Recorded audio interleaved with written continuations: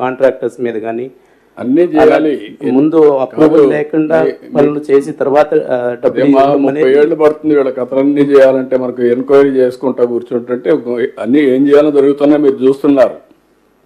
ఎంక్వైరీల కోసం కాలయాపన చేస్తా, ఎంక్వైరీలు చేయాల్సిందే తప్పదు. కానీ వీళ్ళు చేసిన పనులన్నీ మనం ఎంక్వైరీ చేయకపోయినా కూడా హైకోర్టు కూడా చెప్తా ఉంది ఇప్పుడు టీటీడీది.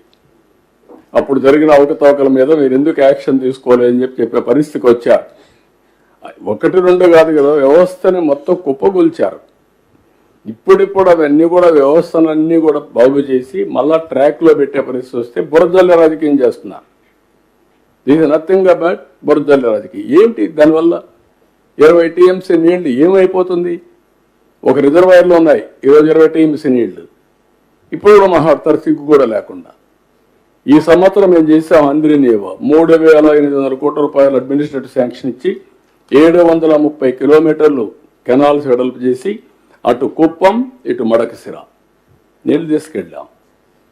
అది రాజకీయం. అన్ని చెరువులు నీళ్ళు ఇచ్చాం.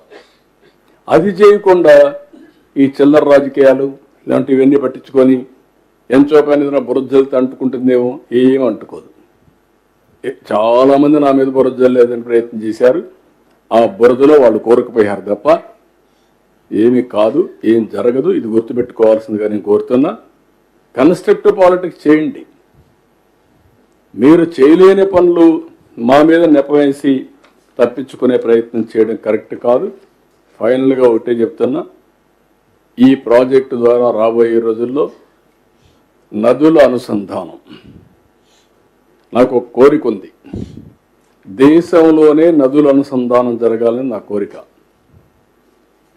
ఒకప్పుడు 2000 సంవత్సరాల్లో గంగా కావేరి అనుసంధానం జరగాలని ప్రధానమంత్రి వాజ్పేయి గారి మీద చాలా ఒత్తిడి తీసుకొస్తే అప్పుడు ఆయన ఒక టాస్క్ ఫోర్స్ వేశారు.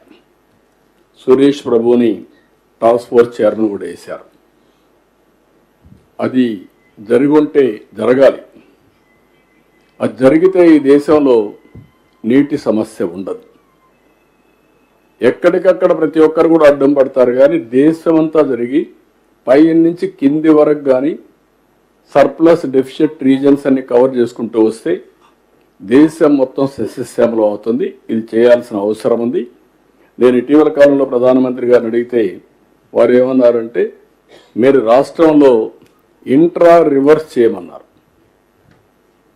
ఇంట్రా రివర్స్ మీరు చేయగలిగితే రేపు రాబోయే రోజుల్లో ఇంటర్ లింకేజ్ కూడా మనం ఈజీ అవుతుంది.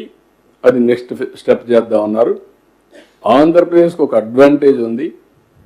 ఆ అడ్వాంటేజ్ అంటే బైఫర్కేషన్ వల్ల ఇబ్బందులు వచ్చాయి. గోదావరి, కృష్ణ, పెన్నా, వంశధార అన్ని సముద్రంలోకి ఇక్కడి నుంచి వెళ్తాయి. శ్రీకాకుళం నుంచి నెల్లూరు వరకు అన్ని రాష్ట్రాల్లో ఎక్కడి నుంచి నీళ్లు